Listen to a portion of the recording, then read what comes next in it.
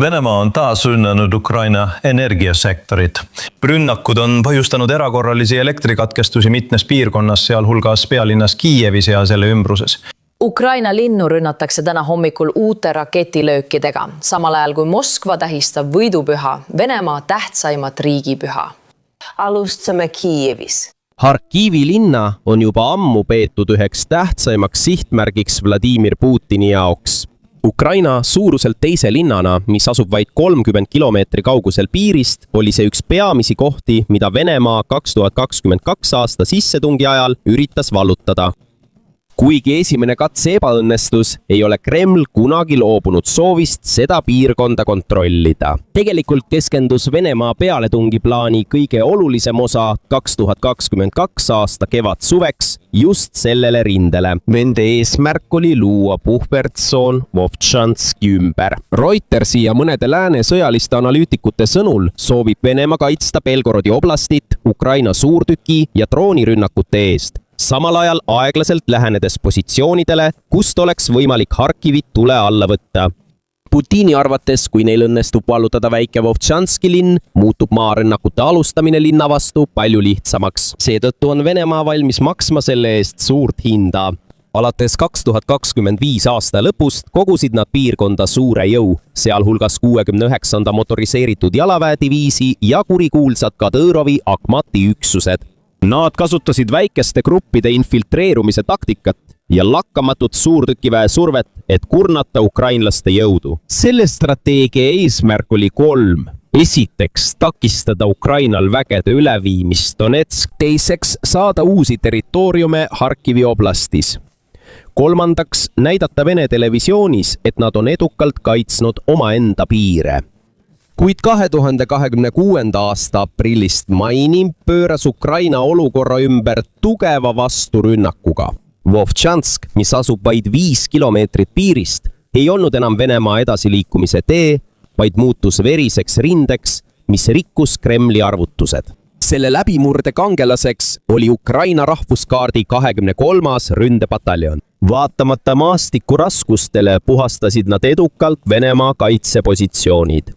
Ametlike avalduste kohaselt on see esimene kord mitme kuu jooksul, kui Ukraina, kes on pikka aega kaitses olnud, alustas selles piirkonnas märkimisväärset vasturünnakut. Et mõista selle missiooni raskust, kujutage ette lahinguvälja välimust. Vovtšansk on kuude pikkuse pommitamise tõttu purustatud. Linn on täis miine, hävinud hooneid ja droone, mis pidevalt üleval valvavad. Sellistes tingimustes on rünnata ohtlikum kui kaitsta, sest vaenlane näeb sind kergesti ja võib sind tabada. Rügemendi avaldatud videotes on näha Ukraina üksusi koos mõne Ladina-Ameerikast pärit välisvabatahtlikuga võiklemas tihedas metsas ja varisenud majade vahel. Tulemus? Ukraina on ümbruskonnas märkimisväärselt edasi tunginud. Staritsi asub vaid 4-5 kilomeetri kaugusel Venemaa piirist. Seetõttu on Ukraina väed nüüd Venemaa piirile rünnaku ulatuses. See on Moskva suurin hirm. Sellise lähedusega saavad Ukraina suurtükivägi ja droonid otse jälgida ja rünnata piiri teisel poolel asuvaid sihtmärke.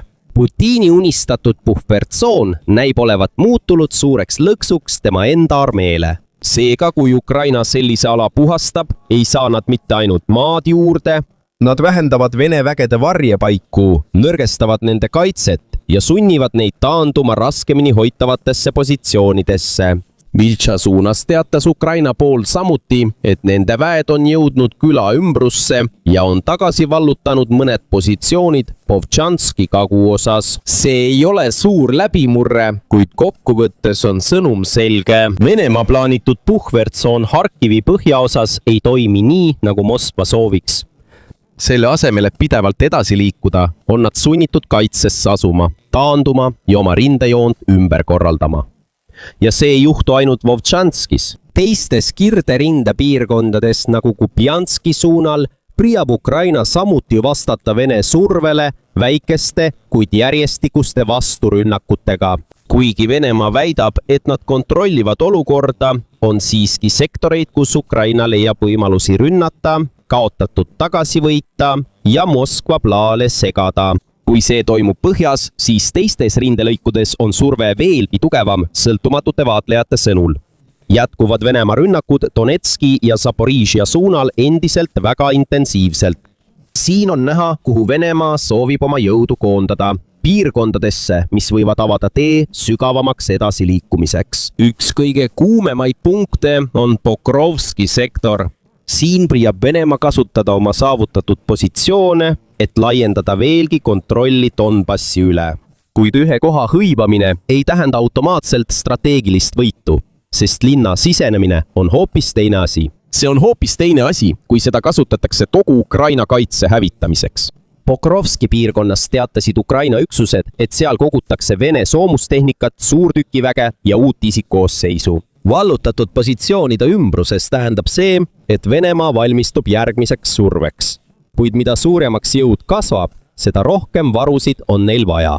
Vaja on kütust, vaja on laskemoona, vaja on remondipunkte, vaja on teid, sildu, laoruume ja koondumisalasid.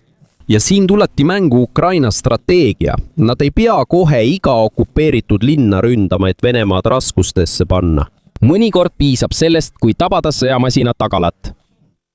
Kui logistika saab pihta, aeglustub edasiliikumine. Kui varustusteed saavad kahjustada, nõrgeneb suurtükivägi. Kui kütuse ja laskemoona voog katkeb, siis ükskõik kui palju sõdureid on, pole rünnakul lihtne edasi liikuda. Seetõttu muutuvad sellised kohad nagu Mariupol, isegi kui need on rindeliinist kaugel, ikkagi lahingu osaks. Aga kui droonid ja kaugmaa rünnakud jõuavad ladudesse, teedele ja sõjaliste liikumisteni Vene rinde taga, tähendab see, et Venemaa pole tegelikult turvaline. Ja see ongi suurem pilt. Põhjas takistab Ukraina puhertsooni plaani. Idas seisab ta silmitsi tugeva Vene pealetungiga Donbassis. Rinde taga tabab Ukraina logistikat, mis hoiab Vene pealetungi käigus. Okupatsiooni all oleva Mariupoli ümbruses on Venemaal uus probleem. Ukraina väed ei ole veel linna endasse tagasi jõudnud. Veel ei ole lipu heiskamist, veel ei ole vabastamist tänavatel. Kuid Vene rindejoone taga toimub midagi muud. ISV andmetel kasutab Ukraina luure- ja ründedroone, et jälgida ja rünnata Vene varustusteid okupeeritud Donetski piirkonnas. On olemas ka geolokatsiooniga videomaterjal, mis näitab rünnakuid Vene sõidukite pihta teedel, mida kasutatakse Mariupoli suunas ja sealt välja liikumiseks. See tähendab, et Venemaa endine tagala ei ole enam vaikne. Kui varem võis Vene autojuht arvata, et sõit rindele on ohutu, siis nüüd on olukord muutunud. Iga veok, iga sõiduk, iga kolonn, iga kütuseauto. Droon võib neid märgata, sest rindel ei tegutse ainult sõdurid. Seda hoiavad töös kütus, laskemoon, toit, varuosad, remondimeeskonnad ja pidev liikumine tagalast.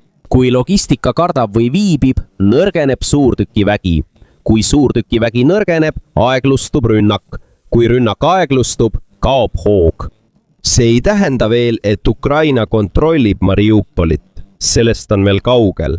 Kuid sõnum on selge. Isegi alad, mis asuvad sügaval okupeeritud territooriumil, ei ole enam Venemaa sõjaväe liikumiseks turvalised. Ja kui seda kombineerida sellega, mis toimub põhjas, muutub Moskva probleem veelgi selgemaks.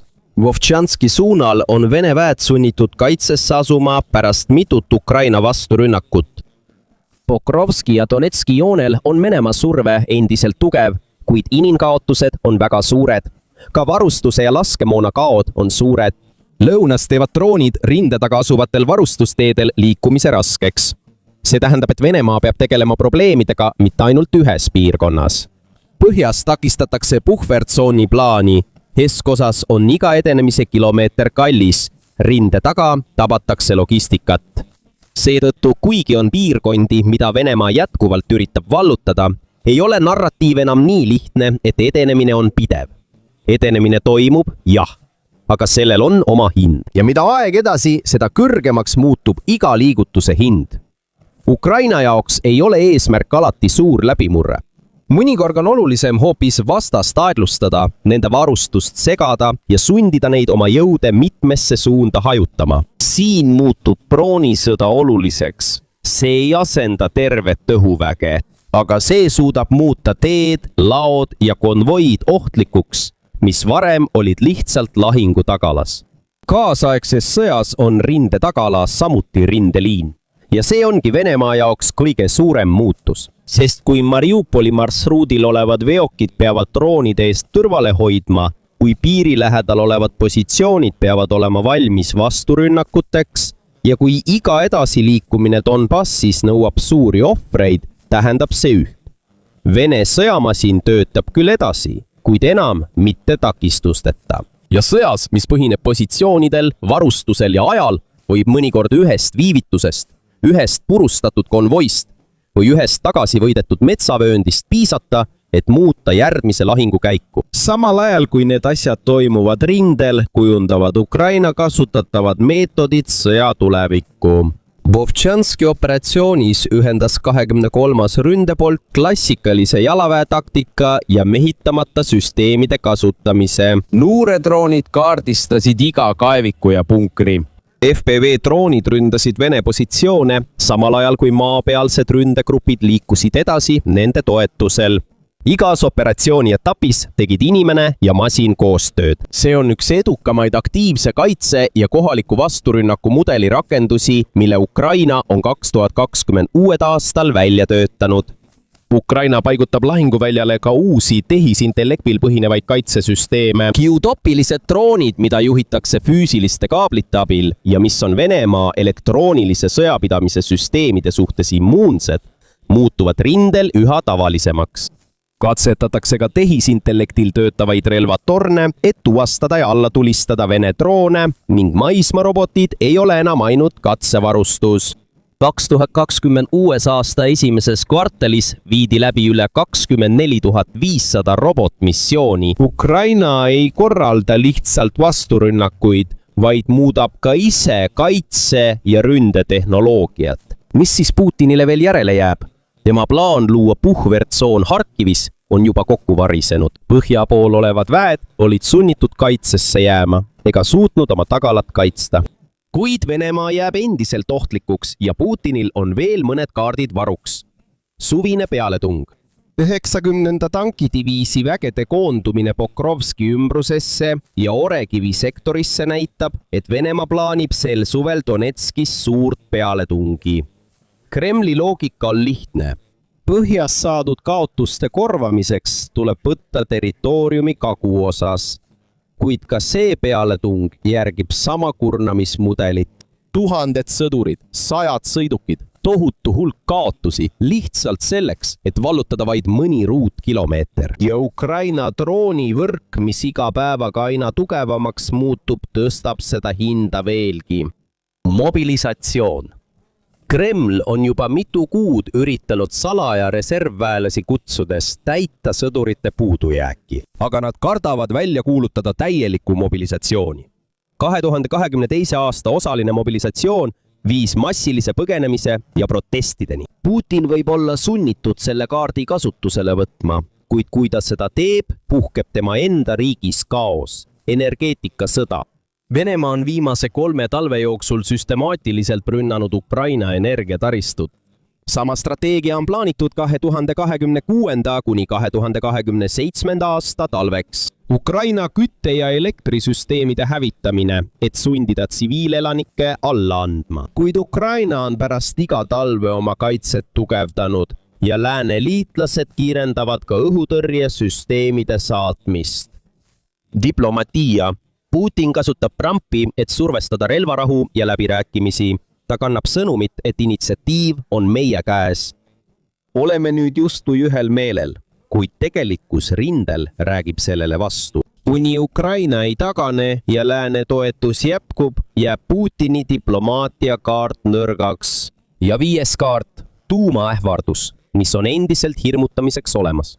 Kuid päev-päevalt kaotab see järjest enam oma usaldusväärsust. Kreml on selle ohuga lehvitanud juba 4 aastat, kuid nad ei kasuta seda, sest selle kasutamise tagajärjed oleksid raskemad kui selle mittetegemine. Kokkuvõtteks võib öelda, et kõik Putini käes olevad kaardid on kas ohtlikud, kulukad või ebaefektiivsed. Põhja puhvertsoon on kokku varisemas, lõuna logistikat rünnatakse ja kurnamissõda keskel kurnab Venemaa jõudu, samal ajal kui ka inimeste kannatus hakkab otsa saama. Kreml suudab siiski veel rünnata. see suudab veel hävitada, aga see ei suuda enam liikuda soovitud suunas edasi. Lühidalt öeldes üritab Venemaa kaarti vägisi soovitud suunas ümber joonistada. Aga rindejoon ei lähe alati sellega kaasa. Võib-olla on veel vara öelda, et see on selle sõja lõplik murdepunkt, kuid üks asi on nüüd selge. Putini arvamus, et aeg on tema liitlane, mureneb iga mööduva nädalaga üha enam. Putini jaoks ei ole Poptšansk lihtsalt tavaline küla. See on värav Harkivi suunas. Tema meelest on see puhvertsoon ja au küsimus. See värav on nüüd suletud, mitte Ukraina ees, vaid otse Putini enda ees. Mis on teie arvamus selle kohta?